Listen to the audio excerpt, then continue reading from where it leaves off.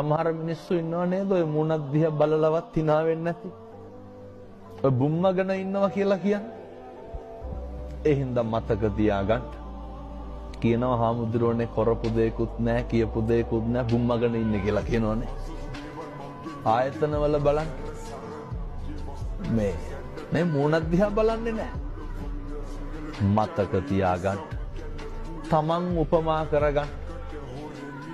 කවුරු හරි මම දිහා බලලා රැව්වනම් අපිට දුක නැද්ද? එහෙනම් අපි මොකද කරන්න ඕන? කවුරු දිහා බලලා රවණ එක නවත්තන්න. අපි අසතුටු නැද්ද අපි ගැන තැන් තැන් වල කේලම් කියනවනම්? අපි අසතුටු නැද්ද අපි ගැන ඔය මිනිස්සු කියනව නේද පද හදනවා කියලා. ඕක කරනකොට අපිට දුකයිද සතුටයිද? අපිට දුකයි.